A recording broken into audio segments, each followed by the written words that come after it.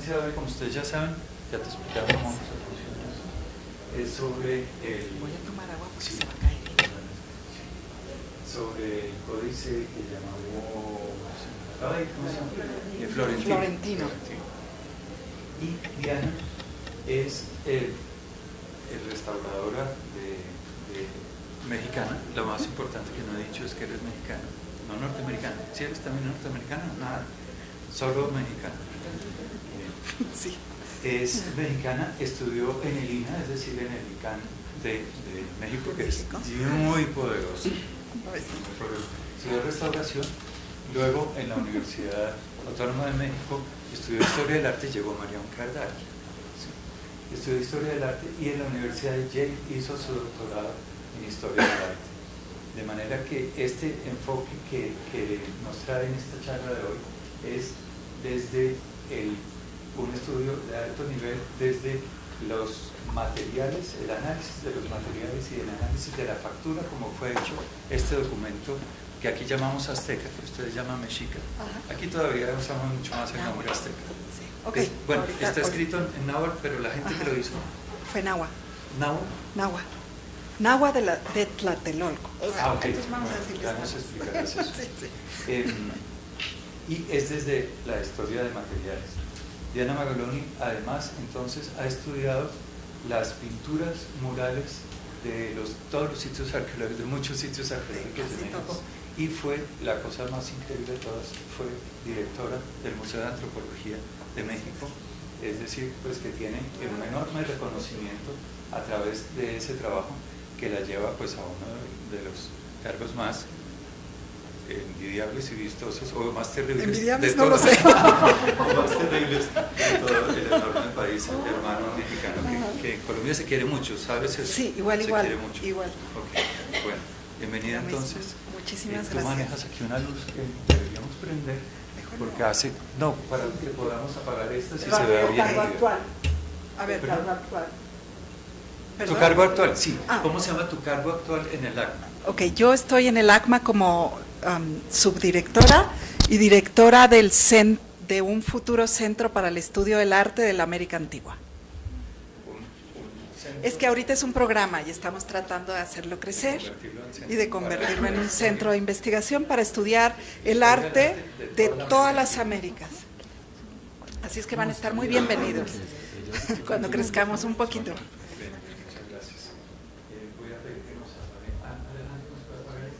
Para que se vean las funciones. Sí. Voy a mirar. Entre los anuncios parroquiales, estamos estrenando proyector. Los que han venido a conferencias recientemente recordarán nuestro proyector de la semana pasada. El de esta semana está mucho. Muchas gracias a ustedes. Gracias. Muchas gracias. Las magnetos de proyectos nuevos. Bueno, ¿cómo estamos con proyectos nuevos? Pues antes que nada estoy muy agradecida por esta invitación, por la directora del Museo del Oro, María Alicia Uribe. Estoy además muy agradecida de esta semana que hemos tenido aquí de trabajo. Es un lugar donde quieren muchísimo las piezas, conocen muchísimo su material y además lo saben compartir de una manera que pocas gentes. Así es que hemos aprendido mucho y esperamos poder seguir viniendo y tener siempre una relación de ida y vuelta. Y espero que pueda yo compartirles. Esta es una investigación que está así como, sale desde el fondo de mi corazón. Es algo que me ha dado mucho gusto hacer. Y entonces, la historia de la conquista de México es una historia es una historia muy documentada de alguna forma. Hernán Cortés tuvo que justificar cada uno de sus movimientos políticos porque él había hecho realmente cosas que no se debían hacer, le había robado los barcos al gobernador de Cuba, se había lanzado a la conquista de las Américas sin el permiso de Carlos V, y entonces como un gran estratega político francamente increíble, empieza a documentar desde el primer día en que llega a Veracruz y escribe sus cartas de relación. La segunda describe estas nuevas tierras que serían, y así lo alimenta en la imaginación del rey, este gran territorio que iba a tener él, y empieza a describir una civilización, francamente, que los europeos de ese momento se quedaban así con ganas de, verdaderamente, de conquistar, de ver, de entender. No, la necesitamos la luz para la cámara. A ver, ¿la pongo? Sí, por favor.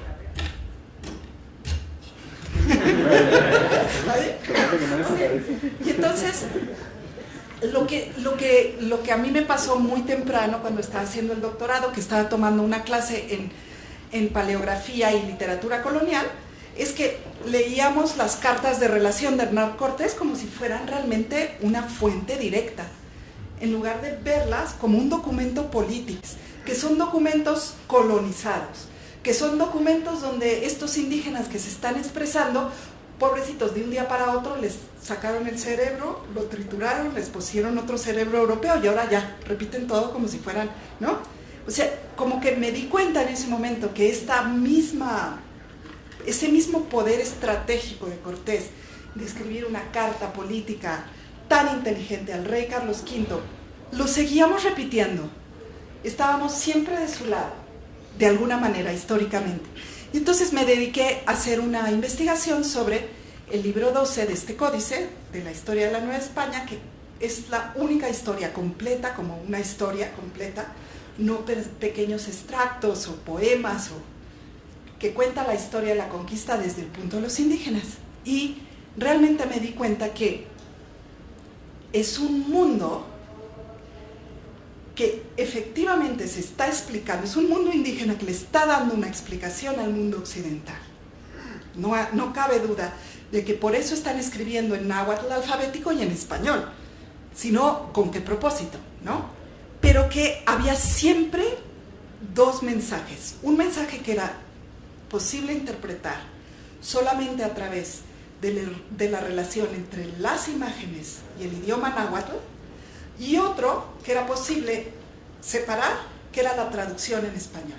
Y entonces un poco desde la tesis doctoral me quedó la inquietud de empezar a leer estas imágenes que parecían tan renacentistas, que no tenían nada de este mundo tan sintético, tan conceptual, prehispánico, que en cambio podíamos leer y podíamos siquiera, si queríamos, interpretar solo como ilustraciones, que las podríamos seguir leyendo con su esencia indígena, pero ya en otro tiempo, ¿no? Es una esencia indígena de un tiempo que ya no es el pasado prehispánico, es una esencia indígena del presente novohispano, de la Nueva España, y que eso no era ni porque se habían dejado vencer, ni porque eran fáciles de colonizar, ni porque tenían que, ¿no?, decirle al cura sí, todo lo que usted diga, sino que en su concepción el mundo del pasado había terminado, el sol había colapsado sobre la tierra y una nueva era estaba comenzando. Porque esa era la concepción de la historia en los mundos mesoamericanos. Los mexicas, los aztecas, pensaban que vivían en el quinto sol. Pero los tlaxcaltecas que están ahí nomás, o sea, 1 hora en coche, pensaban que vivían en el cuarto sol. Los soles son épocas históricas, donde sucede una catástrofe natural o una catástrofe de guerra y inicia un nuevo orden político y económico. Entonces, ¿cómo no interpretar la conquista como el inicio de una nueva era? Y obviamente que cada era tiene el lenguaje de cada era, y que esta nueva era, los indígenas del siglo XVI tenían pues una tierra que, hágase cuenta que antes Tenochtitlan había conquistado hacia el oeste Oaxaca, ¿no? Había conquistado las tierras del norte, se había ido hacia el sur, se había ido hacia el oeste, y tenían un territorio que marcaba su territorio, que cada vez crecía con la guerra. Pues ahora, como ciudadanos de este mundo español, ¿no?, donde no se ponía el sol, ese territorio también se había ampliado, y ellos eran ciudadanos de este gran nuevo mundo. Y que todas estas pinturas eran una manera de negociar su posición en este nuevo mundo, y no una forma como que usualmente se ha interpretado de una expresión de la colonización, ¿no? Entonces es un poco el trabajo que yo hago en el Códice Florentino, tratando de encontrar esta lectura fina a través de las imágenes. Ayer estaba entrando al Museo del Oro y leí esto que me encantó. Y es esta idea, ¿no? Como de verdad cuando uno lee los mitos indígenas de las Américas, es cierto. Todos dicen que antes de que empezara este sol, el tiempo solar, hay un tiempo otro, que es ese tiempo de la oscuridad. Y en ese tiempo otro, ese mar, es el espíritu que vendrá, donde toda posibilidad se guarda, ¿no? Ahí está, toda posibilidad se guarda en ese mar oscuro, porque ella es pensamiento y memoria. Esa es la misma idea del mundo indígena mesoamericano. En este inframundo, que le hemos llamado a los especialistas en Mesoamérica, toda la cultura, toda la memoria se ha guardado. Y entonces, solamente quiere decir que pintar y escribir es ampliar esa memoria. Aunque se acabe el mundo, eso quedará sumergido otra vez en esta gran memoria. Entonces, por eso quise decir, de alguna manera esta historia nos toca a todos estos americanos, ¿no? De este lado donde había tanta gente antes. Esta es una imagen de ese primer momento, súper temprana del mundo olmeca, donde está la primera cueva, la primera pirámide como la primera montaña que se erige, está el árbol cósmico que se alza para que el sol pueda recorrer el cuerpo de la Tierra, que está dividida en 4 rumbos, y el cielo. Esto, muchísimo tiempo después, o sea, del 800 antes de Cristo al siglo XVI, es exactamente lo mismo. Es cada que se funda una ciudad, cada que se funda un tiempo, una organización política, tiene que haber el mar silencioso donde está la memoria, la primera montaña, cueva, el árbol cósmico que alza el cielo y el sol que posibilita el tiempo de la historia, el tiempo solar, que recorre la Tierra y inicia el calendario, ¿no? Al este, al norte, al oeste y al sur, ¿no? Porque, bueno, no tenían la brújula y no había el norte-sur, era diferente. Y entonces, México Tenochtitlan como ciudad estuvo construida bajo ese principio. El Templo Mayor era ese eje del cosmos y este lago, que es el lago de Texcoco, rodeaba esta isla y había sido construida como esa primera imagen de la creación. Eso se repite y se repite y se repite y lo encontramos para los mixtecos, para los zapotecos, lo encontramos en el mundo maya. Es algo que verdaderamente une al mundo mesoamericano. ¿Qué pasa cuando se cae el sol? Esta es una imagen de cuando se cae el sol en el siglo XVI, en una pasada era, y los seres humanos, el viento, que es el que destruye este sol, el Quetzalcóatl, los convierte en monos, pero queda la primera tierra con su boca por donde se entra, con la primera pareja madre. Eso siempre queda, esa primera madre. Bueno, se colapsa el sol, este es el sol de la conquista, supongamos, y empieza la historia de la conquista. Y estas son las dos únicas imágenes de ese primer encuentro. Esta en el Códice Florentino y esta en el Códice Sacritural. ¿Qué vemos aquí? Obviamente, pues el barco, ¿no?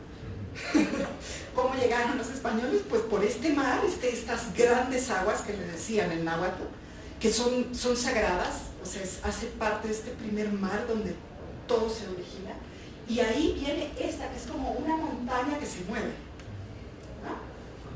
Pero además de esto, que es lo extranjero, vemos siempre a quien, al primero que ve a los españoles y apunta a ellos, ¿sí? Relacionado con un árbol y con una montaña. Tierra, montaña. Sí. ¿Qué quiere decir? Que aquí están pintando la fundación de una nueva era. En este momento que están llegando los españoles, el árbol cósmico ya no es el nopal, que era el árbol cósmico azteca, es un árbol que está basado en la Biblia y es el árbol de Jesé. Y esta región se va a llamar, porque así la llaman los franciscanos, la Nueva Jerusalén. Entonces ahí se junta la historia mesoamericana con la historia bíblica. ¿Por qué? Porque los indígenas están conscientes de que su mundo ya está expandido también a esas pinturas que son el principio y la memoria del mundo al que ya pertenecen ellos. Y Entonces es súper interesante como cambiar el punto de vista y mirar esto como una interpretación del mundo mesoamericano del mundo europeo y no viceversa, no el mundo europeo haciendo que, a ver, no te salió bien la figurita, ahora ponla sin contrapuesto, ¿no? O sea, realmente durante mucho tiempo se ha visto así y simplemente con un segundo que nos pongamos a pensar que estas son gentes con una tradición histórica muy vital, con solamente pensar eso, y cambiar el punto de vista, nos damos cuenta que esta es realmente una creación de un nuevo mundo, donde los indígenas tienen un nuevo lugar y se están expresando y siguen escribiendo en pinturas. Entonces quería darles esta introducción antes de empezar a los colores. Y bueno, en el mismo lugar que se llama Santa Cruz Tlatelolco, que es como el bastión de la inteligencia indígena durante los primeros 80 años del siglo XVI, se pintan estos dos códices. Este se pinta muy temprano y es un códice que se le regala a uno de los virreyes, códice mendocino, ¿no es virrey? Sí, al virrey Mendoza, ok, sí, gracias. Entonces aquí está otra vez el árbol cósmico con su sol. El mundo está obviamente dividido en los 4 rumbos y aquí está el tiempo que termina con la conquista. ¿Qué sostiene este mundo? La guerra. Los sacrificios de corazón que se le ofrecerán a la tierra y al sol, porque así se sostiene este universo. Este universo, o sea, la tierra está viva, el sol está vivo, se nutren de la sangre humana, pues así es. Justificar o no, así es. Este es el nuevo mundo novohispano indígena. ¿Y en quién lo sostuvo? ¿Quién lo creó esta conquista? ¿No? Entonces es como, aquí se los presento, este es mi facsímil porque no me dejaron pararlos así en la biblioteca. Son 3 tomos, como ven, son 3 tomos de un libro renacentista, se parecen a las Biblias. Este grabado es un grabado plateresco que parece ser que el Códice Florentino así se hizo en el Escorial. Y en el Escorial ese libro hubiera sido quemado porque Felipe II había prohibido toda obra escrita en náhuatl. Y se lo regalan o lo sacan a Italia y lo compra o lo recibe el cardenal Ferdinando di Medici, que era cardenal de Roma, y lo mantiene oculto hasta que él deja de ser cardenal porque su hermano Cosimo muere, y cuando él se vuelve el duca de Florencia, funda la primera biblioteca pública de Europa. Es increíble porque uno todavía la visita y los libros, si uno, ¿no? Puedes sentarte con el libro encadenado, lo puedes así, pero era una biblioteca donde cualquiera podría ir a haber visto este documento. Y sabemos que llegó ahí muy temprano porque una investigadora de la Universidad de Chicago encontró una relación donde se escribe que llegaron unas pinturas de la Nueva España en 3 tomos. Un libro de pinturas de la Nueva España en 3 tomos. Y eso hace poquito, como hace unos 4 años que se encontró, porque nunca habíamos encontrado realmente. Todos estos documentos salen de América en circunstancias muy sospechosas, así como seguimos, ¿no? Y bueno, entonces la idea es que era un libro que iba a abarcar el mundo novohispano indígena de la cultura del centro de México que hablaba náhuatl. ¿Ok? Entonces lo inicia, y gracias, ahorita van a ver su foto, a Fray Bernardino de Sahagún. Él inicia muy temprano a ir a visitar a todas las comunidades y entrevista a los viejos. Y se da cuenta que los viejos tienen muchísimas, de verdad que han guardado la memoria. Para él, para Sahagún era importantísimo que el lenguaje, que tenía una profundidad, una manera de expresar el mundo que a él le parecía increíble. Y entonces él quiere que en su historia se guarden todas las formas de referirse a las cosas. Y el náhuatl de este libro es muy, dice, por ejemplo, ejemplo, el agua cristalina, pero transparente, pero ligera, pero dulce, pero, ¿no? O sea, hay como una larga descripción de las cosas con una pasión, ¿no? Como cuando uno encuentra que esta nueva visión indígena para Saúl era tan verdaderamente interesante. Y entonces, a pesar de que él es un franciscano de la Tercera Orden y que son estrictos y que tienen voto de pobreza y son unos grandes idealistas y qué más quisiera él que convertirlos a todos en los buenos cristianos que en el fondo son, ¿no? Vemos que de todas formas Saúl tiene un criterio tan amplio y se ha enamorado tanto de la cultura que permite la expresión del mundo indígena, porque hay otros cronistas que lo interpretan ellos todo, ¿no? Entonces es realmente ahora, así como dicen, se juntó el roto con el descosido, es perfecto, ¿no? Y están los dioses, las ceremonias, está planeada como una enciclopedia medieval, donde está el mundo de la divinidad primero, el calendario divinatorio, y empieza, Presagios todavía es, o sea, estos primeros 5 libros se refiere a este mundo sobrenatural, ¿no? Después, este libro, perdón, el 6º libro es un libro súper importante. Existía en náhuatl una larga tradición. Es como, seguramente todos los que han estudiado las culturas indígenas aquí lo saben, ¿no? Como me decía ayer Alicia, que existe el palabrero, ¿no? El palabrero que sabe negociar una situación o explicar algo de una forma muy elocuente. En náhuatl, ese concepto de que la palabra es creación, de que la palabra tiene ese poder, se llama tlatoli, ¿ok? Y los huehuetlatoli es la palabra de los antiguos. Todavía hoy las comunidades celtales en Chiapas, las mayas, a las palabras mágicas que pueden curar a los enfermos o a sus historias le llaman las palabras de los antiguos. Entonces este huehuetlatoli se guarda en este libro 6º y ese es el primero que se escribe. Después está este que es fantástico, que es el sol de la luna, así tal cual, sol, luna y estrellas. Es fantástico, pero imaginen en este momento, o sea, el sol, luna y estrellas, para el mundo mesoamericano, estaban vivos, ¿no? Las pintan con ojos, todo lo que tiene ojos tiene una presencia, tiene conciencia. Ojo y conciencia son lo mismo.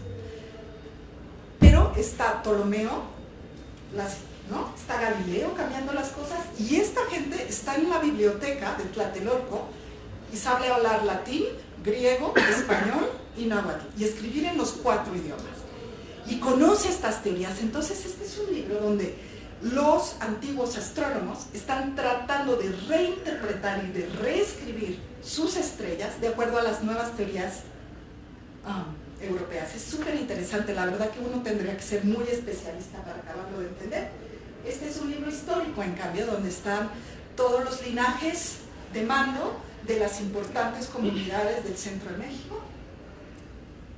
Este es un libro muy importante, que es el 9º de los artesanos, donde aquí hay unas imágenes que pueden encontrar aquí en el Museo de América sobre aquí dice de los plateros.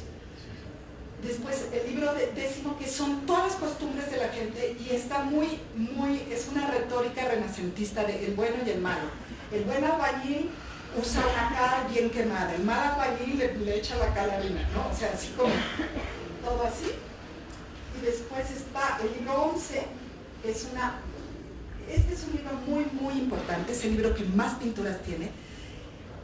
En este momento, cuando se está pintando este libro, tener historias naturales, solamente los grandes monarcas europeos la tienen.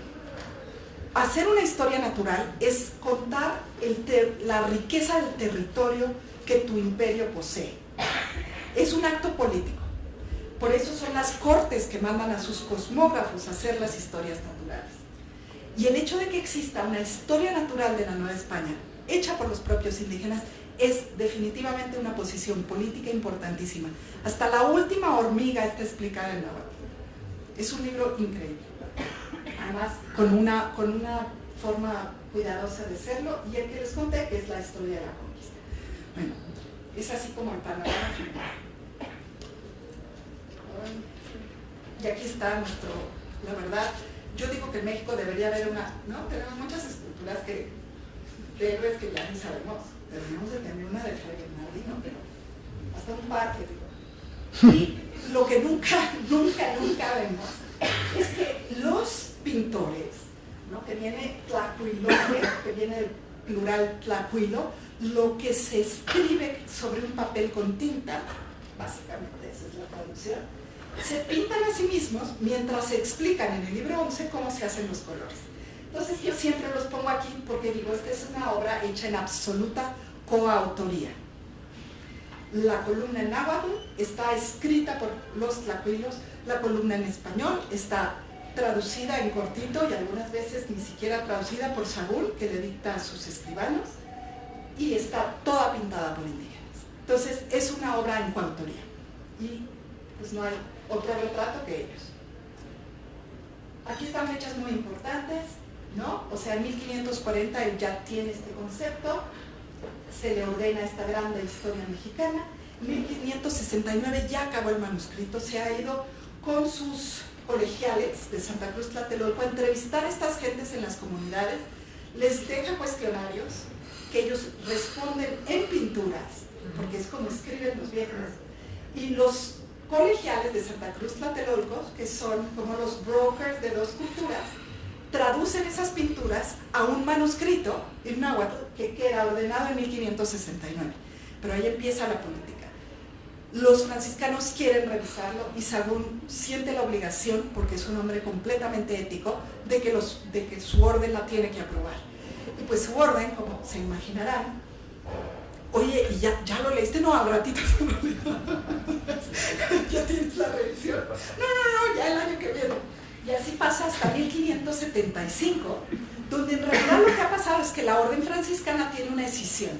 Está el mundo moderno que está preparándose para dejar la utopía donde se cree que esta es la nueva Jerusalén, que los indígenas son gentes racionales que fueron en realidad, que Santo Tomás llegó antes y no, o sea, como un mundo así, un poco basado en una exégesis bíblica de otro tiempo, y los modernos que, como siempre, ¿no? Como los tecnócratas o qué sé yo, ¿no? Que dicen, no, más práctico, aquí el asunto es de plata.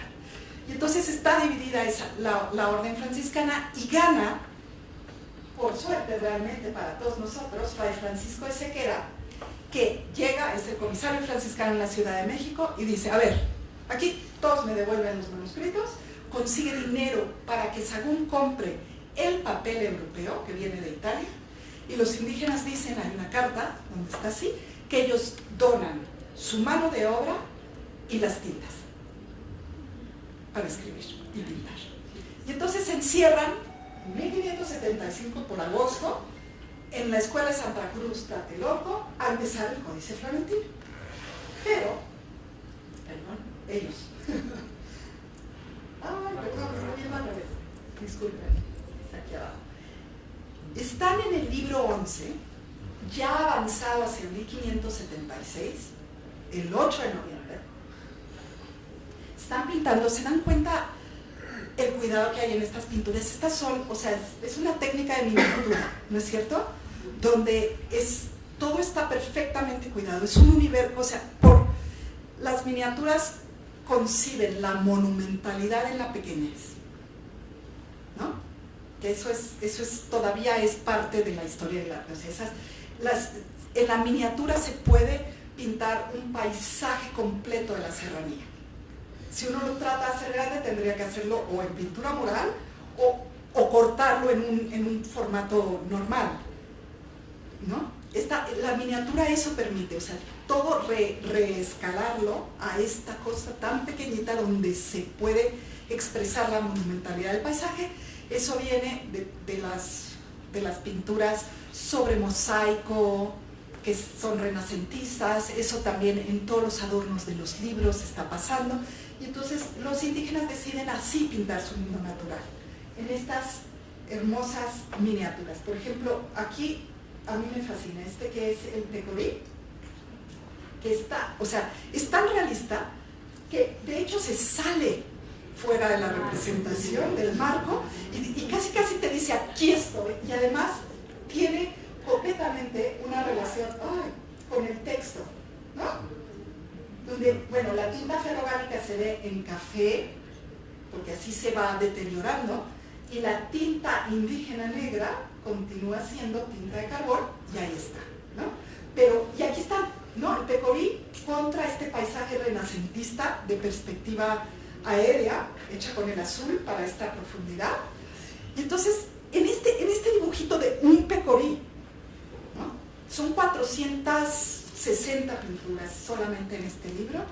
Es 1576. Esta pintura tiene todavía, esta pintura es realmente del mundo mesoamericano. Estas formas del agua son de los códices indígenas del centro de México.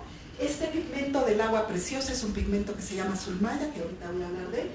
Y este es un pez mariposa y este es un pez jaguar. Entonces son peces, ya son estas figuras míticas. En realidad no están hablando de peces, están hablando de estos guerreros.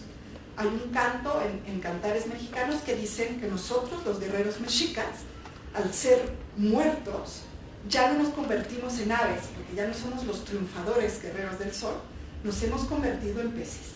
Y entonces son estos peces que fueron los guerreros de la guerra, a los que todavía cuidadosamente están inscribiendo en un libro para que quede ahí, en ese mar, que es el principio y la memoria, ¿no? O sea, todo lo que se pinta quedará ahí siempre. Y de alguna manera es cierto, ¿no? Y aquí está.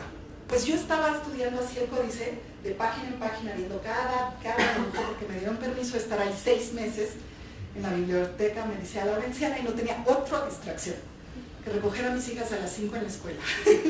9 a 5, sí. Y está este testimonio donde queda clarísimo, ¿no? Lo voy a leer porque realmente es muy, muy conmovedor. Y ha muerto mucha gente. Y muere, y va muriendo cada día más.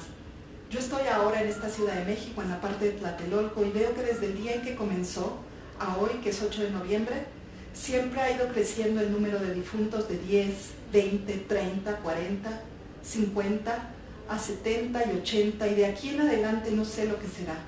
En esta pestilencia, como en las de arriba mencionadas, muchos murieron de hambre y de no tener quien les cuidara ni diese lo necesario. Acontecía y acontece en muchas casas que todos caían enfermos sin haber quien les pudiese dar un jarro de agua. 1576, o sea, empiezan en 75. Para 1576, 8 de noviembre, que ya había pasado un tiempo, en 1576 es una fiebre reumática, mueren de tos, se pone su lengua negra, se quedan los cuerpos verdes, inertes, y es contagiosa por el aire. Entonces, si tú tienes quien te alimenta y te encierras, o has conseguido tener comida en casa, puedes seguir vivo. Pero en el momento que sales y estás en contacto con alguno de estos enfermos, mueres. Y murieron solo indígenas. No hay muertes españolas. De hecho, hay todo un cementerio en Tlatelolco de indígenas enterrados como cristianos, pero con un jade en la boca para cuando volvieran, ¿no? El jade guarda la frescura de la vida, es como el agua petrificada. Entonces, cuando yo me encontré esto, la verdad sí fue así como algo como, ya no era nada más un documento histórico, era poder responder por esta gente que se quedó encerrada y no fue ni a atender, ¿no?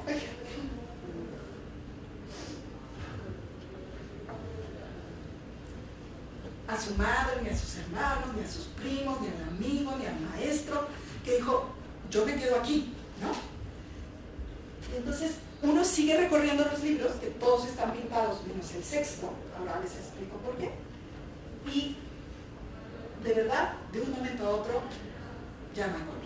Y cuando hay color es muy específico. Entonces aquí que están, ¿no? O sea, en el deleite de la botánica, ¿no? Así según Linneo, poniendo todas las plantas con sus nuevas clasificaciones, su nombre náhuatl, y escribiendo el todo lleno de pigmentos, de pronto uno ve que ya no hay un solo pigmento en esas plantas. Pero, y es aquí donde mi primera pista de la importancia de los colores. Miren, empiezan el capítulo de las piedras preciosas y de las flores rituales.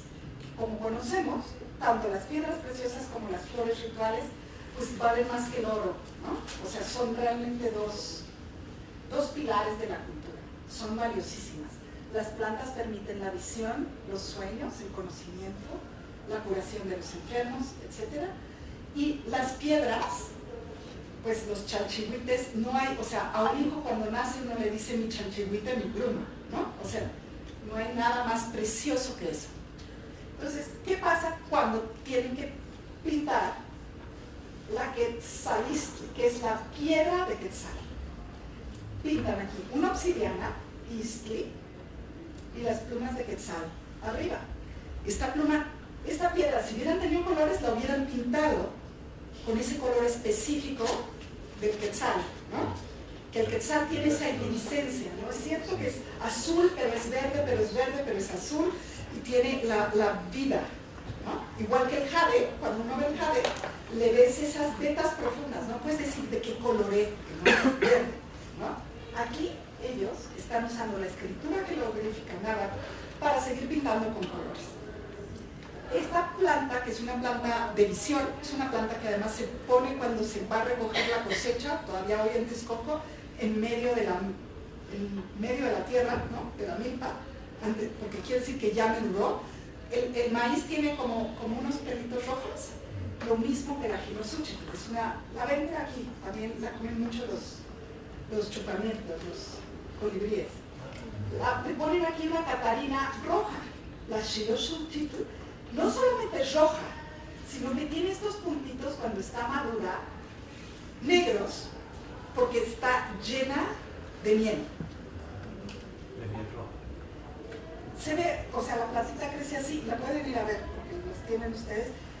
Ya que está madura la planta, tiene como un puntito negro al final del estambre, porque ya tiene suficiente sustancia. Con la mariquita se hacía la tintura roja. No, nada más están diciendo, esta planta es como la mariquita. Es roja. Es roja con puntito negro. Roja con puntito. ¿Okay? Aquí, por ejemplo, esta turquesa roja, le ponen junto un tomate. Y aquí, el que es fantástico, al ámbar, le ponen, ¿cómo es el ámbar? Claro, es amarillo, pero es un amarillo transparente como si fuera un líquido cristalizado, ¿no? Petrificado. Y entonces le ponen el fuego y el agua. Entonces, los pintores ya no tienen cómo seguir haciendo sus colores, pero buscan seguir pintando las cosas de colores sin colores. Entonces, esa fue mi primer indicio de decir, como decimos en México, ¿qué onda con los colores? ¿No? Y esta es una estadística. Durante los 6 meses que estuve, fui haciendo una base de datos, cada libro, fui contando cada una de las imágenes, tratando de identificar, además del número por tema, si había pintores, cuántos pintores, y si había un método. Si quién pinta el recto, quién pinta el verso, ¿no? Porque digo, en nuestra organización más o menos occidental, ¿no? Diríamos, pues tú te echas los versos y yo me echo los rectos, ¿no? Y tú te pones ahí enfrente y yo, ¿no? O sea, hay muchas maneras de pensar que se organizaron de una manera, entonces quería yo ver cuál. O si había un pintor para un libro, entonces fui llevando esa base de datos. Y después una amiga que hace estadística me ayudó a hacer esto.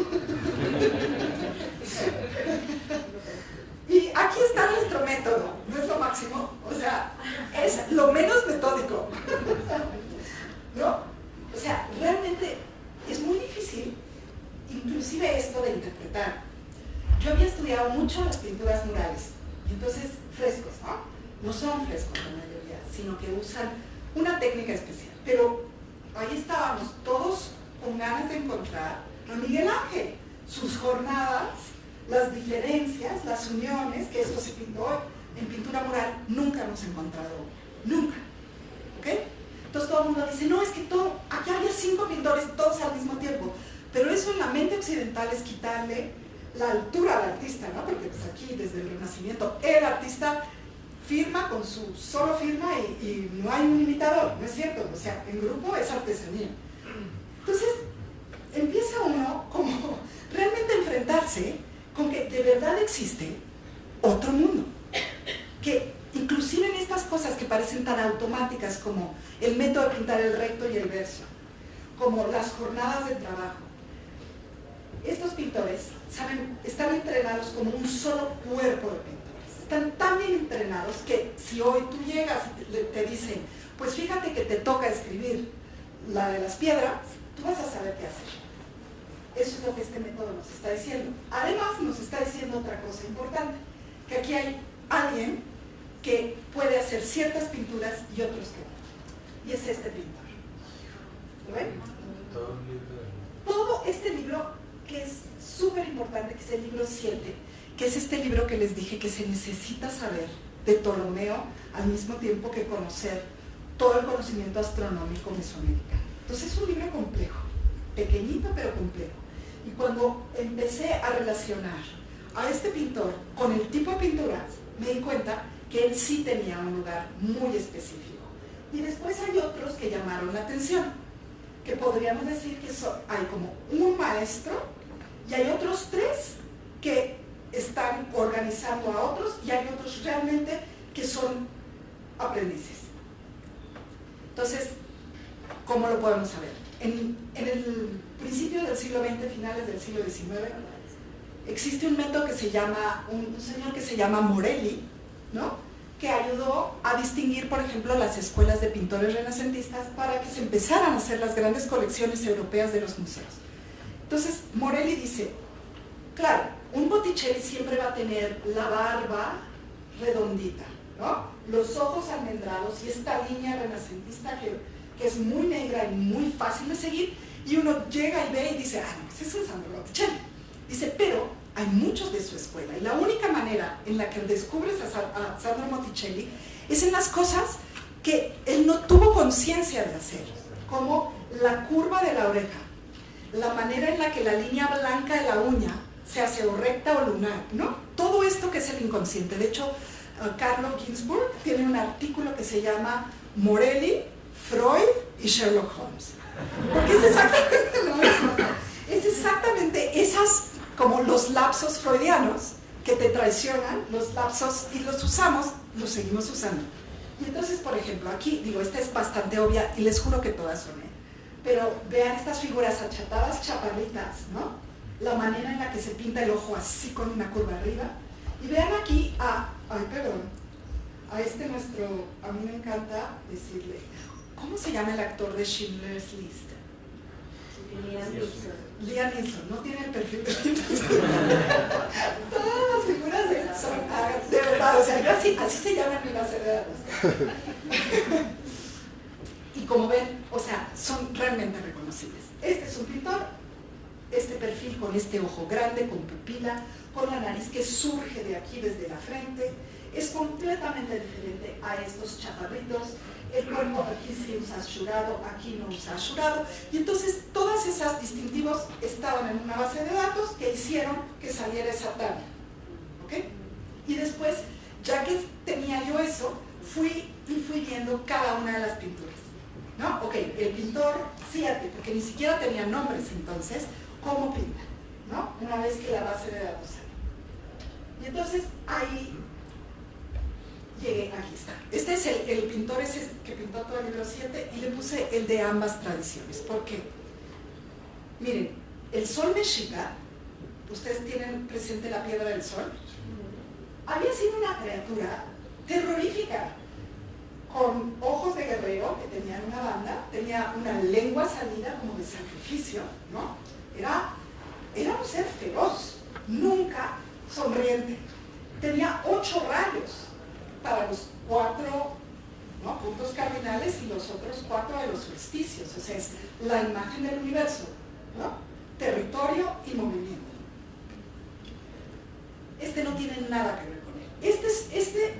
Ahorita van ustedes a México, lo pueden comprar en cuero, en bordado, en pintura sobre amate, ¿no?, en cerámica. Yo tengo varios en mi casa para no extrañar México.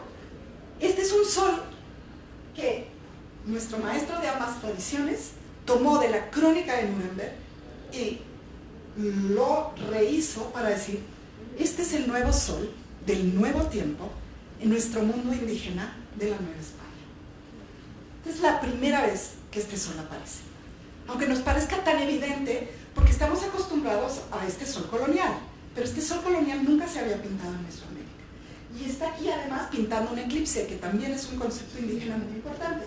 El sol, con los ojos abiertos, tiene presencia, porque Ixtli es presencia, es conciencia, es conocimiento, es capacidad de racionar, no solamente ojo, no solamente superficie. Y cuando el sol desaparece y no tiene conciencia, no tiene poder, cierra los ojos. Entonces, esta es una imagen que es indígena, tomada de la crónica de Nuremberg, recreada para explicar en este nuevo tiempo el concepto de eclipse solar.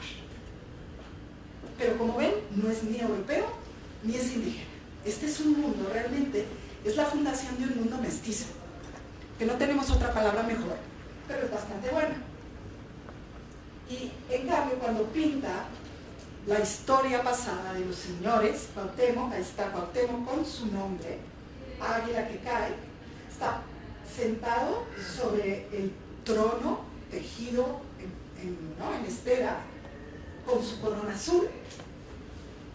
Y claro, hay esta representación con más profundidad, etcétera, que es parte de la época, pero estas son todas convenciones que representan el pasado. Entonces, por eso le digo que es el maestro de ambas tradiciones. Maneja las convenciones necesarias para expresar una idea precisa de la historia del pasado y una idea precisa del presente novohispano. La siguiente es todavía más impresionante. Pues resulta que está el mito de la gran Tolán, ¿no? En Tolán, que es Tula, que nunca se sabe si fue histórica o fue mítica, fue las dos, gobernó el gran dios, hombre dios, que se llamó Quetzalcóatl. Y como gobernante, el dios encarnado en hombre, que lo hizo, digamos, perder su lugar como gobernante, se llama Tezcatlipoca. Y entonces Tezcatlipoca puede convertirse en lo que le dé la gana y siempre está haciendo trucos. Y entonces aquí Tezcatlipoca está como este anciano, y lo ven que este anciano está en su postura de contraposto. Esta túnica cae como caen para los romanos y los griegos, ¿no? Tiene este cabello que tiene sombra, tiene un rostro completamente naturalista, mientras que Quetzalcóatl todavía tiene una anatomía que no es hombre, pero no. Es aquí otra vez que este maestro de ambas tradiciones es capaz realmente de traer los conceptos del pasado y ponerlos en el presente para crear y de alguna manera seguir haciendo vivir estas imágenes. Después está este que es súper reconocible. Me contaba un amigo que estudia escultura que, por ejemplo, hay un escultor guatemalteco que siempre las hace chaparritas. Siempre hace a sus figuras chaparritas y en 3/4 de perfil, y le interesa muchísimo el espacio interior, algo que no se había representado. A que le digo de las narices largas, le toca hacer un libro que es muy difícil, que es el libro 10, que son todas estas costumbres de la sociedad que en los códices mesoamericanos nunca se habían pintado. Entonces tiene que inventar un género de pintura. Y además, otra cosa importante aquí es que en el centro de México las figurillas cerámicas de mujeres nunca habían mostrado un huipil. El huipil viene de Veracruz y del área maya, y viene al centro de México en el siglo XVI, así, a través de un personaje que es muy importante, que se llama Malinche, ¿no? La Malinche. Ella trae el huipil. Entonces, las mujeres nahuas del siglo XVI, estas mujeres están vestidas como mujeres nahuas, nobles del siglo XVI. Antes hubieran usado un quexquémetro, hubieran usado un enredo, hubieran usado una camisa que le podríamos llamar huipil, pero que nunca caería hasta los pies. Y este es un pintor joven. Como ven, vean esa línea, o sea, esa línea es de un grabado renacentista. Este es un pintor que aprendió a pintar no como el maestro de ambas tradiciones, en las dos escuelas, sino que aprendió a pintar ahí, copiando grabados, ¿no? Y además es un pintor que seguramente pintaba al óleo, porque estas pieles, o sea, por ejemplo, cuando uno estudia pintura de Caballete, o escultura, y ves la piel del Cristo muerto, esa piel tiene blanco, amarillo, verde, azul, un poquito, ¿no? Para darle ese color especial de una piel que ya no tiene el rosado de la sangre, ¿no? Pues no se ve muy bien en mi foto al microscopio, pero la piel... Perdón, no, es la culpa de mi foto, pero esta piel es distinta a este rosado y a esta otra. Entonces tiene toda esa sutileza. Este pintor además, muy increíble porque pinta las imágenes más difíciles de pintar. Todas las imágenes del Tonalpohualli, que es este oráculo completamente condenado por la Iglesia Católica y por la Corona Española. Entonces, ¿qué pasa? Que las imágenes del Tonalpohualli, ¿no? Las imágenes del calendario ritual parecen mucho menos amenazantes pintadas así que pintadas a la manera prehispánica. Entonces, inclusive el estilo lo están usando con mucha inteligencia este grupo de pintores para poder pasar la censura, básicamente, ¿no? Y ahora vamos a cambiar a los colores. No existen, podemos caracterizar los colores en el Códices como estos colores evidentemente transparentes, ¿ven? Aquí está esta naricita aquí, este es un estricamiento, ¿no?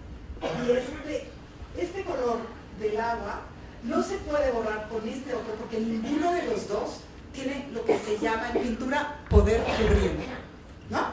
Entonces existen tintes que no tienen poder cubriente, que son transparentes, que son translúcidos, y existen minerales que por ser polvos molidos finamente se acomodan en la superficie y tienen poder cubriente. Las fábricas de pintura hoy hacen estudios del poder cubriente de las pinturas, o sea, eso es algo que cualquier pintor, por ejemplo en el Renacimiento justamente, cuando se pintaba el temple, se pintaba casi siempre en transparencias, con poco pigmento y una tras otra para crear una profundidad. Cuando empieza a ver como estos empastes es cuando el óleo permite la absorción de muchísimo más pigmento, lo mantiene junto y uno puede dar esa pincelada que después llegará a Van Gogh. Pero lo que se puede hacer depende de la estructura de las pinturas. Entonces, siempre existe una tensión entre lo que yo quiero y lo que puedo, ¿no? Y entonces, esa estructura que se está estirando sucede en este momento, porque estos pintores están viendo grabados, están viendo pinturas al óleo, ¿no? Están viendo un montón de nuevo arte que de alguna manera quieren incorporar a sus pinturas, porque son las pinturas de este nuevo mundo, y entonces la tradición mesoamericana se ve empujada a idear nuevas soluciones técnicas. Pero estos pigmentos son mesoamericanos.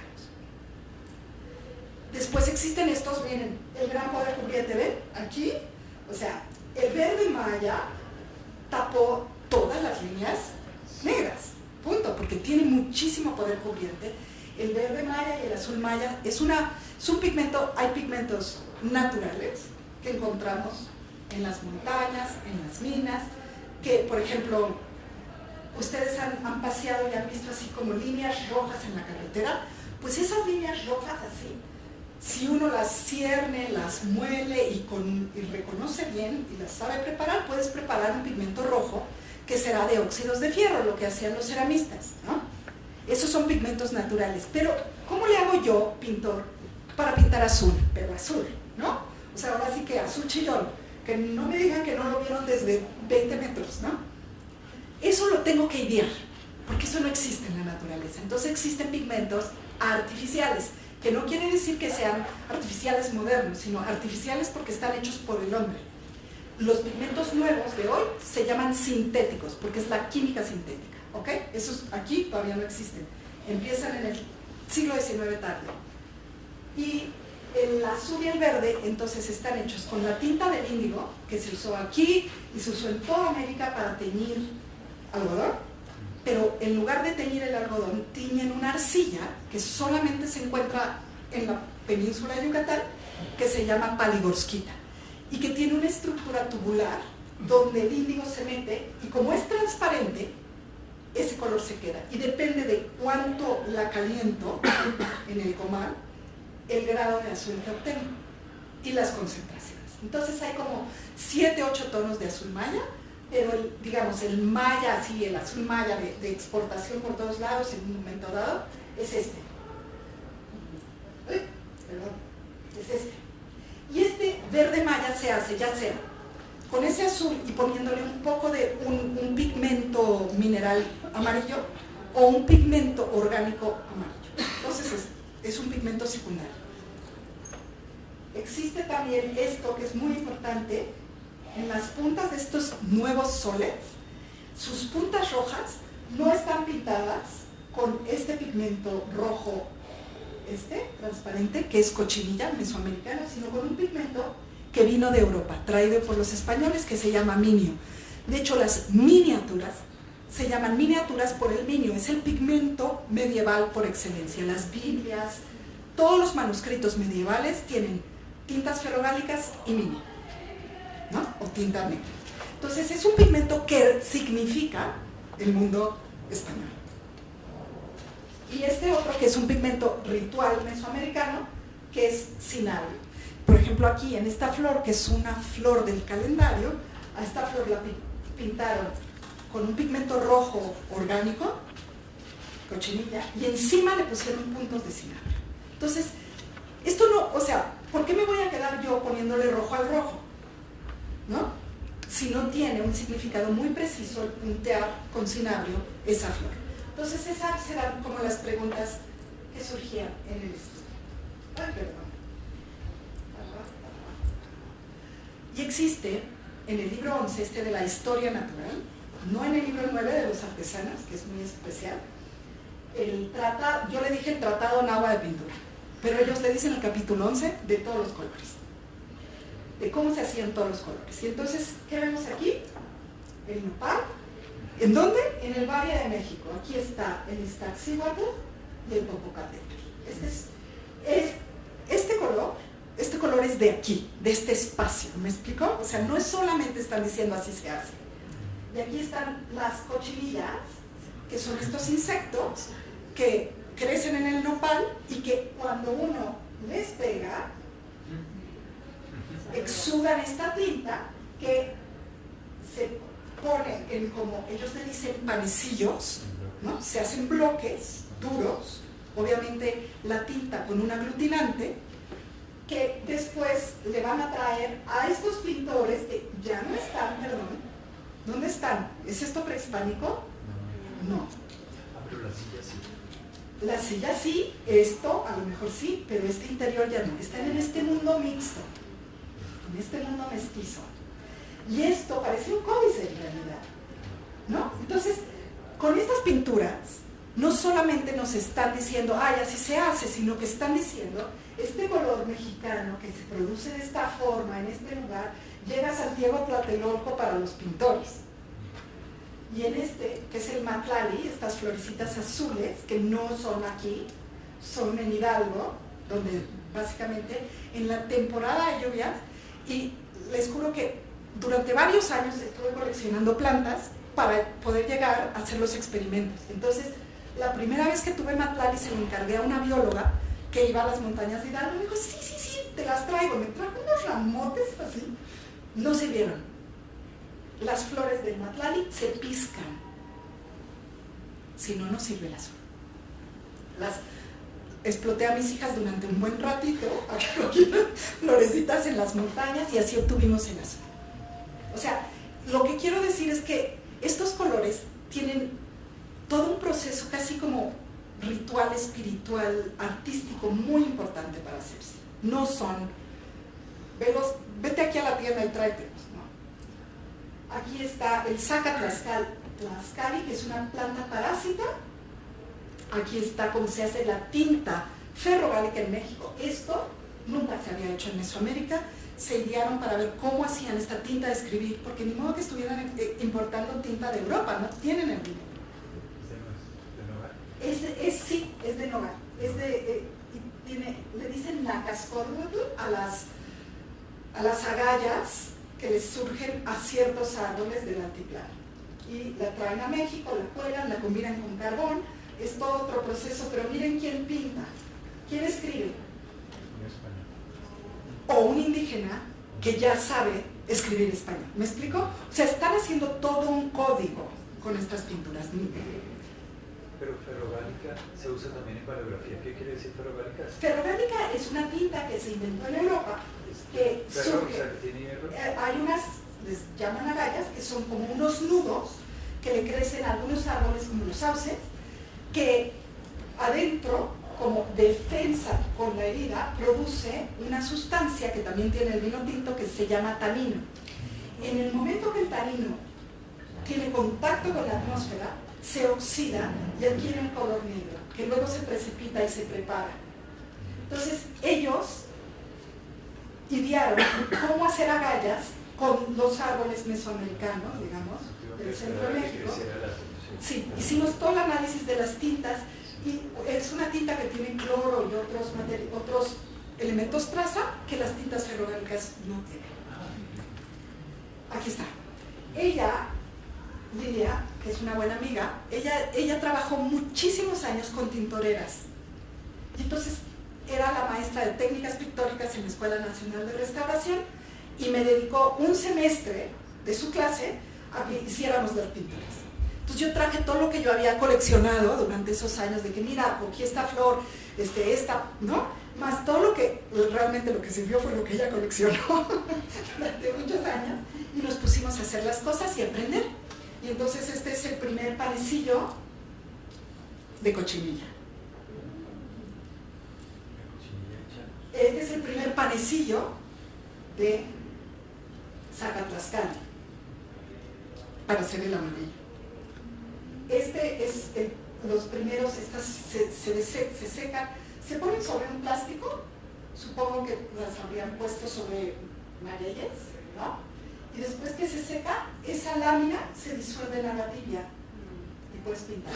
Pero para obtener esto, estas maderas se tienen que remojar durante años. Entonces ahí fue cuando también empezó a cambiar como la idea.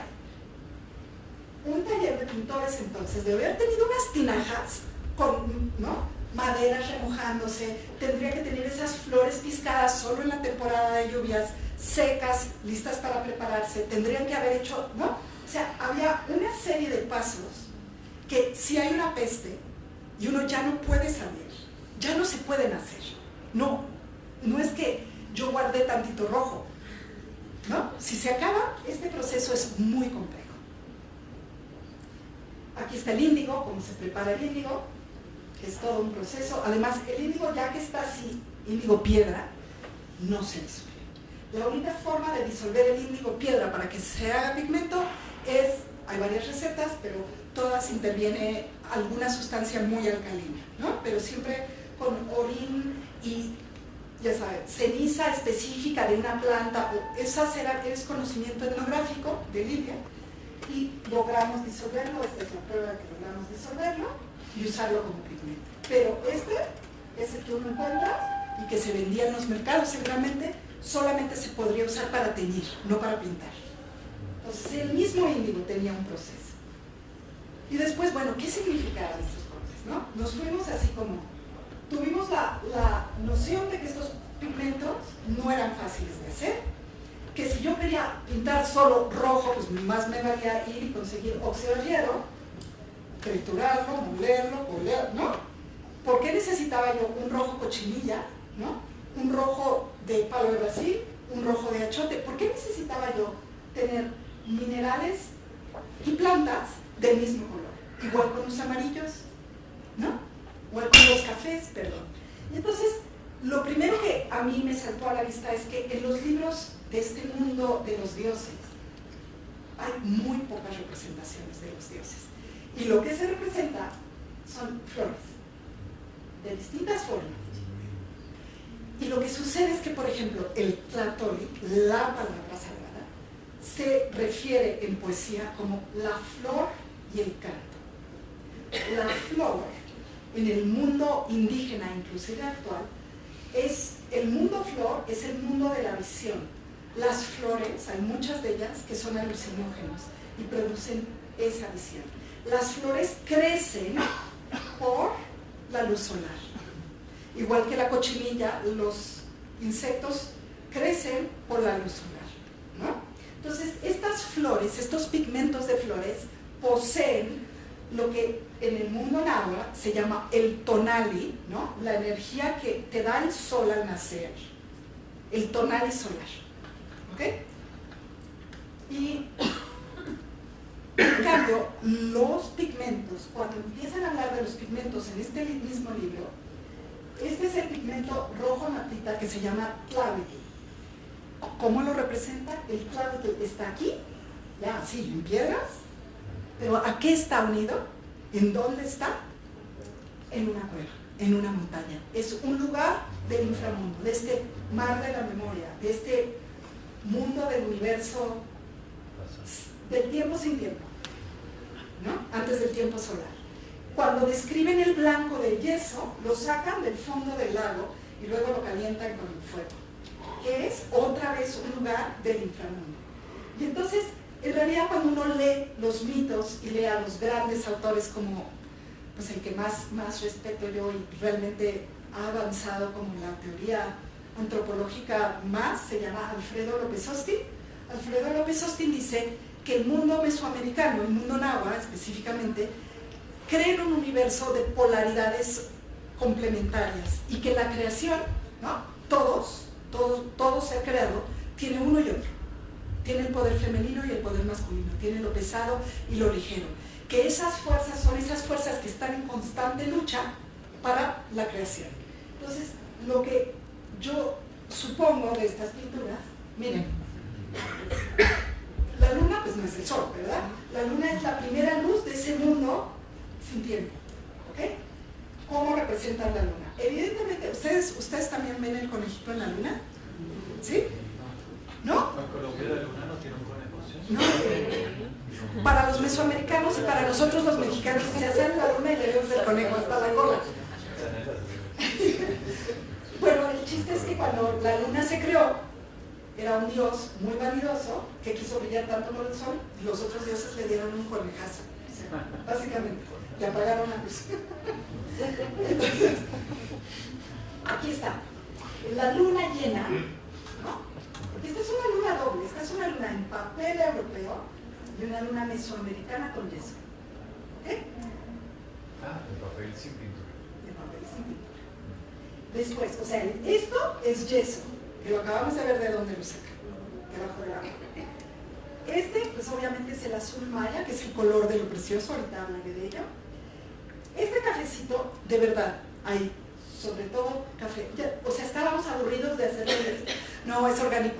Este café también es orgánico. Cuando hicimos esto, yo ya estaba como para palomearlo de orgánico y salió que es un mineral compuesto. Tiene manganeso, tiene fierro y tiene trazas del pigmento más, ritualmente más importante, con el que se untan los huesos, con el que se esparcen las tumbas, con el que se fundan los monumentos. Es el cilantro. Entonces, esta luna no es solo una luna. Esta luna tiene el tonali de la luna. ¿Me explico? Hay una manera de hacerla materialmente luna. Esa fue así como una de las más importantes hallazgos. Después, este que también es muy interesante en el libro del Tonalpohualli, aquí están las fechas. Las fechas son estos puntitos, ¿no? Este es el número 1, 2, 3, 4, 5, cualquiera, casa. Este es el número tal, lagartija, porque son 20 signos que combinan con 13 numerales y esa combinación va siendo los 260 días del calendario ritual. Casi siempre el calendario ritual puede ser o en rojo, que es este color del tiempo, o los colores dependiendo de los rumbos, porque cada rumbo tiene un color. Y cada signo representa una región. La casa es del oeste, así, claro. Aquí están en un documento que creemos que es de los últimos momentos del siglo XVI. Es en el siglo XVI, pero que es un documento de origen indígena. Y aquí están estas fechas. Y aquí está el centro del tiempo en la cueva pintada de rojo. Entonces, aquí donde se crea por estos dioses el calendario, este rojo significa eso, ese tiempo antes del tiempo. Pero ¿qué sucede cuando uno llega a esta fecha? Los toshtlits, los conejitos, y la luna ve que crece y se disminuye, ¿qué controla? Pues la marea, ¿no? Las aguas. Y entonces también se controla con eso, pues, la cantidad de pulque o no de pulque que se le saque a un maguey. Y entonces los conejos además tienen los ojos rojos, ¿no? como los borrachos. Voy a contarles un chiste, que ustedes sí me van a entender. Le dice un borracho al otro borracho, oye, ¿traigo los ojos rojos? Le dice, sí, tráetelos. Sí. Y entonces los nahuas, en la vida nahua, antes de que llegaran los españoles, sí se podían emborrachar, pero ciertas festividades, hasta los niños y las abuelas. Era, ¿no? Los 13 días de este calendario se tomaba porque era un ritual de visión, etc. Pero así de que hoy me voy a echar la copa con mis cuates, no, estaba muy prescrito. Y los mismos frailes dicen que la séptima pestilencia fue la embriaguez, porque se deprimieron, quitaron nuestras prescripciones y el primer negocio que hicieron tanto españoles que querían tener dinero aquí como indígenas que lograron, ¿no?, progresar, fueron las pulquerías. Y entonces, en realidad, el mundo indígena del siglo XVI, la enfermedad que los destruyó fue el alcoholismo. Entonces, ¿qué dicen aquí los pintores? Que este tiempo es nuevo. Este tiempo sí es rojo, es el color del tiempo, pero no es cochinilla. Este tiempo es mini. Este tiempo tiene una influencia que viene de afuera, ¿no? Y entonces es así de sutil el uso del color. Los colores están usados para significar tiempos, para dar a esas pinturas una realidad de presencia, no de representación. Aquí está, ¿no? Como las tintas se pueden ver transparentes y como este color mineral tiene alto poder cubriente. Aquí está como cubre el negro, ¿no? Porque lo pintaron y lo cubrieron. Este es mini, este es cochinilla, no chesky. Aquí está el azul y el verde maya, que son, como les decía, hay un color que para los mesoamericanos es el color del centro del mundo, que es el color azul-verde, ¿no? Ese color es el color de lo precioso, lo tienen las plumas de quetzal, lo tiene también el jade, que es lo más precioso que existe. Entonces, este cielo, ellos habrían podido hacer un color índigo muy oscuro para el cielo de la noche de las estrellas y de la luna, y en cambio lo pintaron con el mismo color del sol.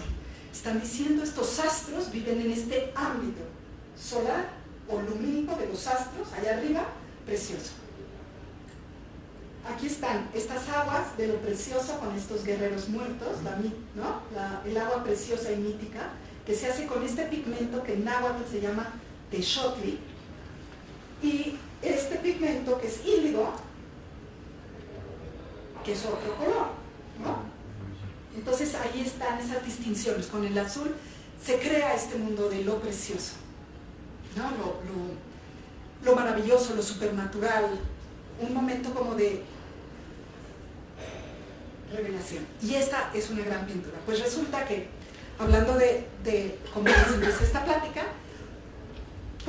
fíjense cómo es la historia, los mexicanos le llamamos a la noche en que a Cortés lo sacaron a palos los tlatelolcas, después de que cerraron los españoles las 4 entradas de Templo Mayor mientras hacían una festividad ritual a sus dioses principales. Desarmados, cerraron las 4 entradas y los masacraron. Los guerreros mexicas dejaron de existir ese día. Los nahuas le llaman a ese momento la matanza de Toxcal.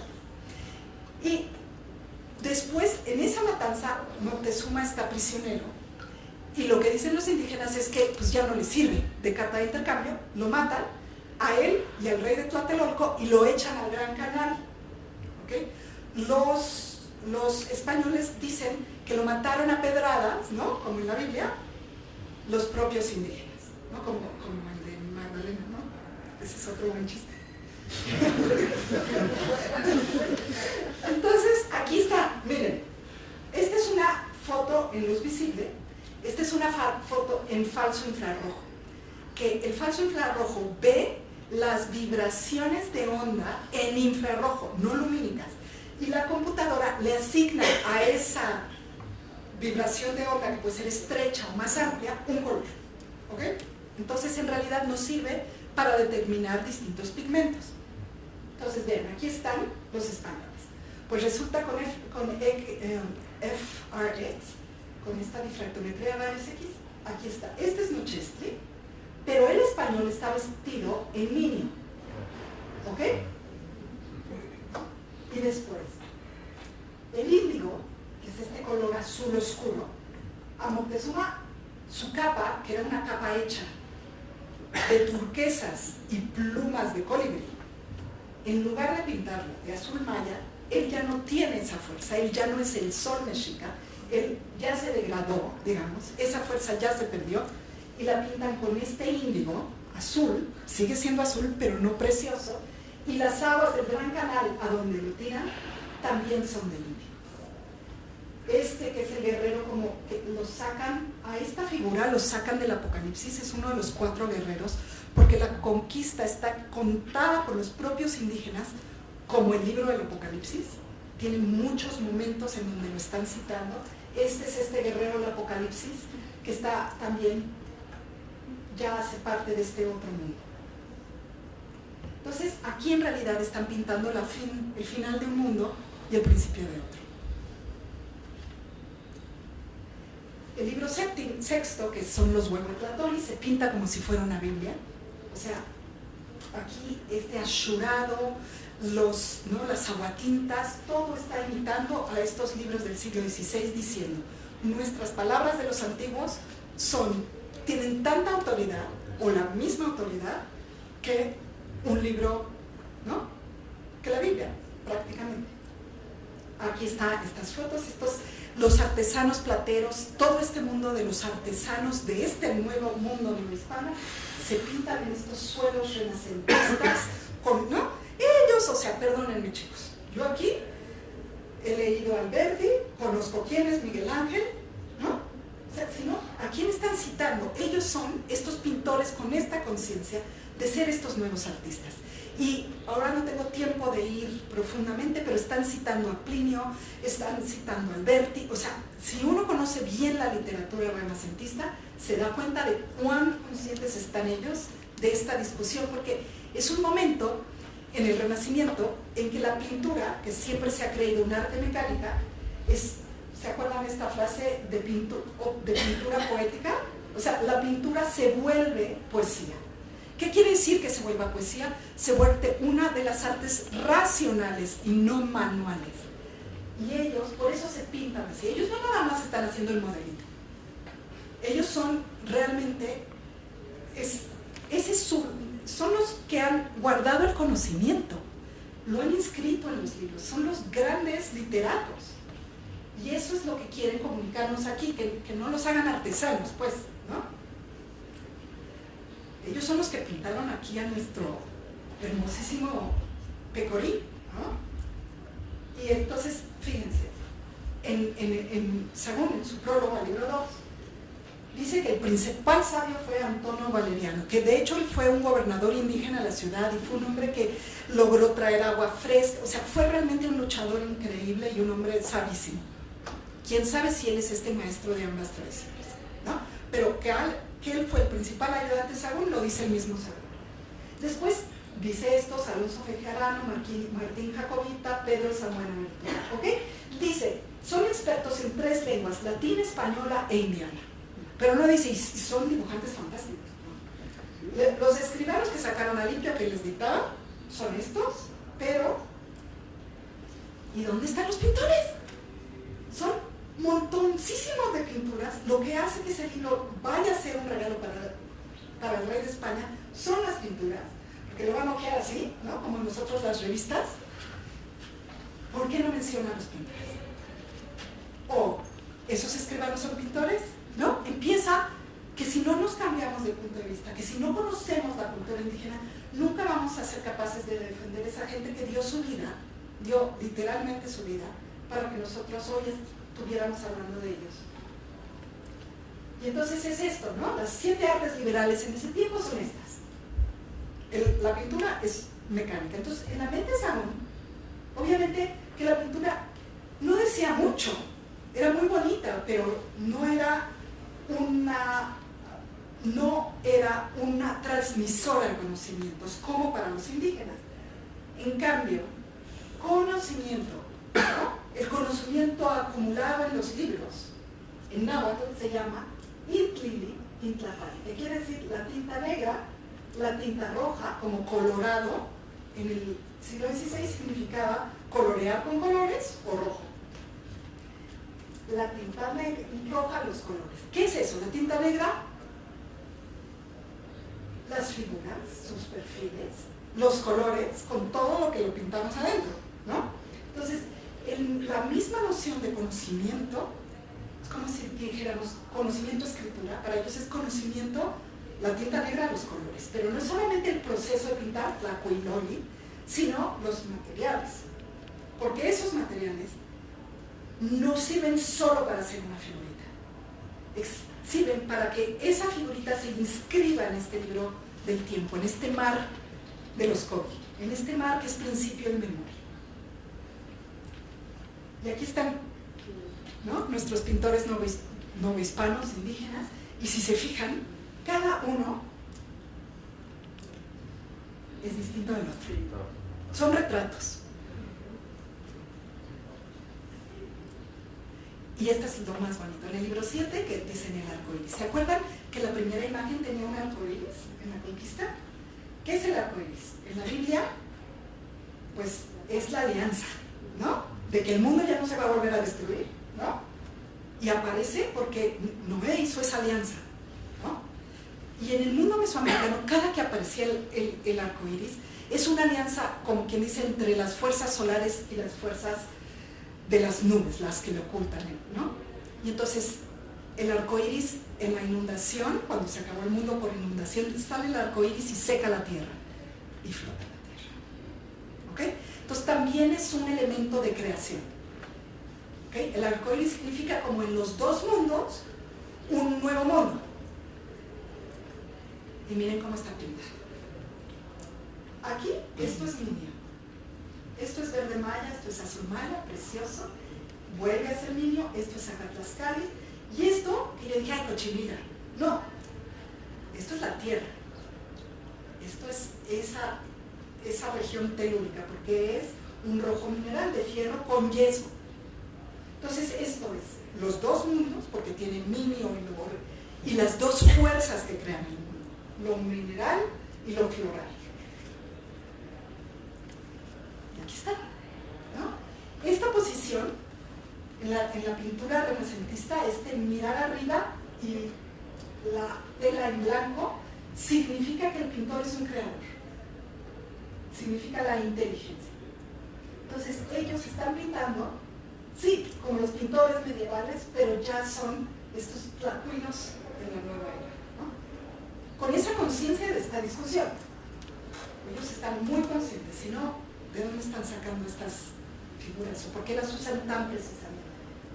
Y nada, esto son a todos los que les debo todo. Y bueno, muchas gracias por su atención.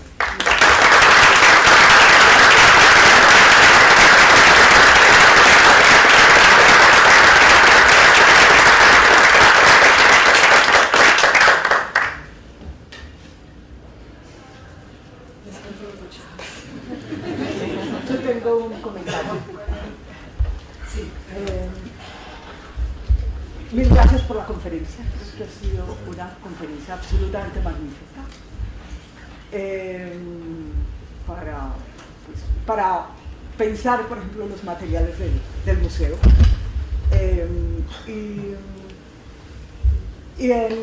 Bueno, a lo largo de todo el trabajo, nosotros, como sabes, venimos haciendo un trabajo sobre lo místico, sobre las ofrendas místicas. Claro. Y hemos venido encontrando orfebres particulares. Y claro, ha sido un trabajo desde los materiales también, y nos hemos encontrado también a través de, un poco inspirados también en Morelli, en estos rasgos, en estos gestos de los orfebres, hemos estado encontrando estos orfebres particulares que están haciendo unas ofrendas por comisión y que también están seleccionando los materiales para la ofrenda específica. Pensamos que también de acuerdo con el significado, con el mensaje que está enviando la ofrenda. Entonces es súper interesante, es muy iluminador ver todos estos significados que están asociados a estos colores y a estos pigmentos, a los orígenes de los pigmentos, porque bueno, hemos estado encontrando que unas ofrendas son en cobre, en diferentes aleaciones, que hay unas ofrendas en las que está usando el mismo oro nativo, pero le está adicionando diferentes cantidades de cobre y está produciendo distintas composiciones para una ofrenda. Entonces pienso que es muy iluminador, que hay muchas coincidencias ahí entre ese trabajo que tú estás haciendo, y de alguna manera nuestros orfebres están haciendo la pintura probablemente que nosotros no tuvimos aquí, pero están pintando de alguna manera también con los metales. Por eso quise empezar con el fragmento del mito Kogi, porque realmente eso se siente. Y hace 15 días renovamos esa vitrina de las ofrendas, precisamente a partir de ese trabajo, y porque queríamos contar sobre esto que estás contando. Si van a la nueva vitrina muisca, encuentran las ofrendas particulares con las diferentes manos de los diferentes orfebres y las diferentes colores, las diferentes composiciones en las ofrendas. Lo interesante es que cada ofrenda en un mismo recipiente hay varias figuras y María Alicia reconoce que son del mismo artista. Y que están contando una historia sobre un mismo tema, ¿no? Sobre una historia también, o de historias naturales o historias del universo. Aquí están contando historias sobre sacrificios, sobre el sacrificio de la gavia, o sobre el consumo de alucinógenos, o sobre una postura particular, o un personaje particular. Sí, y eso, el artista es el intermediario entre los mundos, ¿no? El mundo de los dioses al que se ofrenda, que es capaz el artista de materializarlo, ¿no? Poder conversar entre ambos mundos. Yo creo que eso es lo que estos tlacuilos están diciendo. O sea, no es cierto que nada más somos artesanos.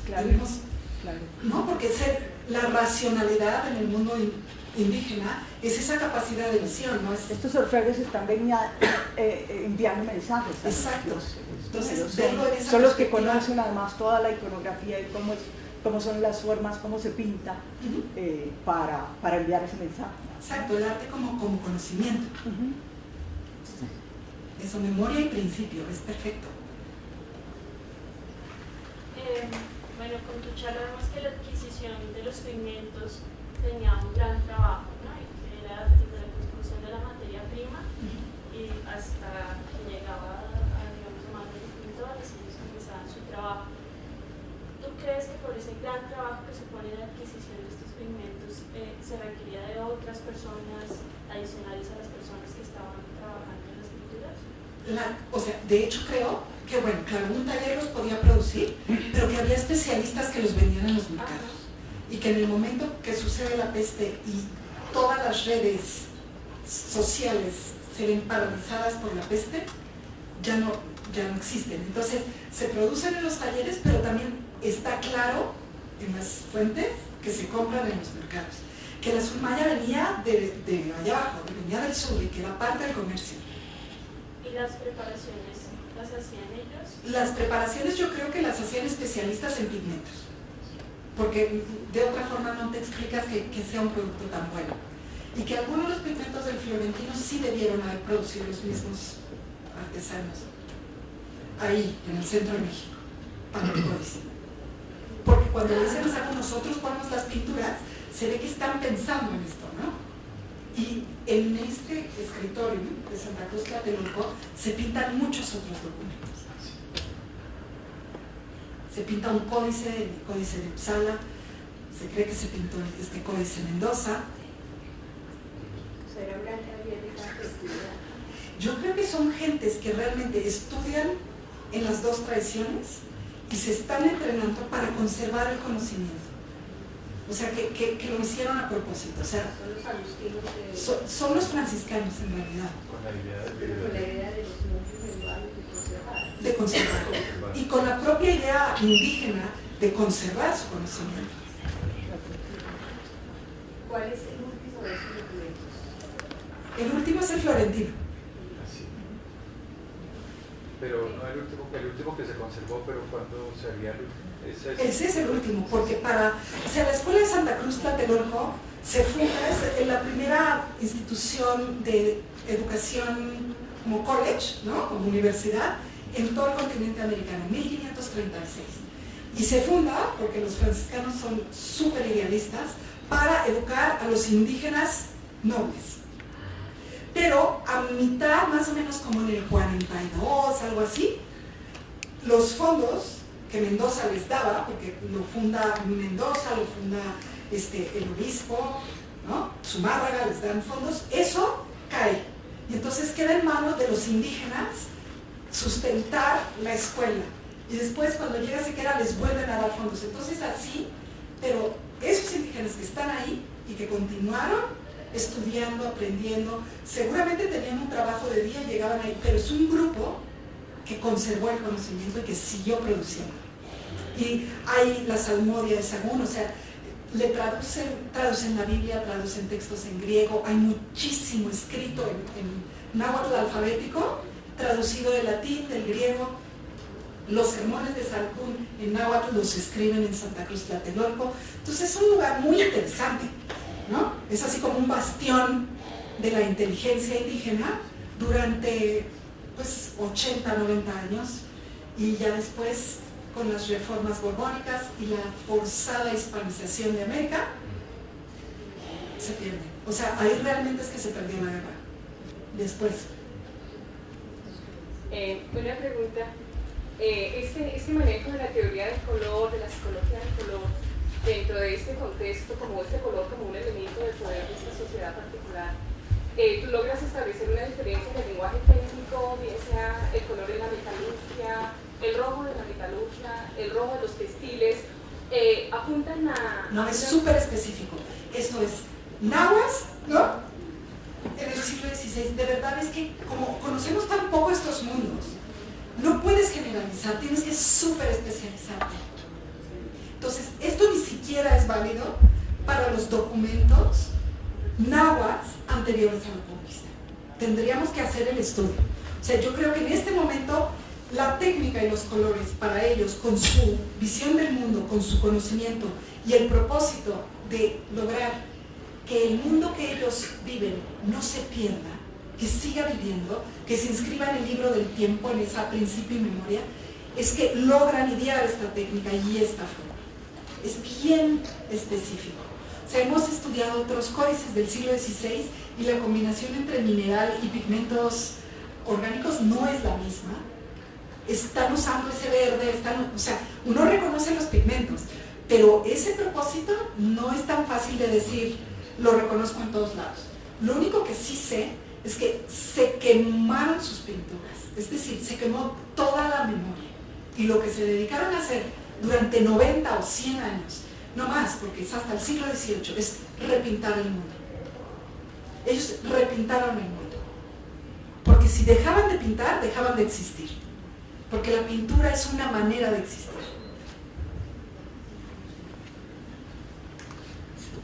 En el pueblito más chiquito en la sierra, en la ciudad metropolitana Mexico City, en esos dos lugares se siguió pintando.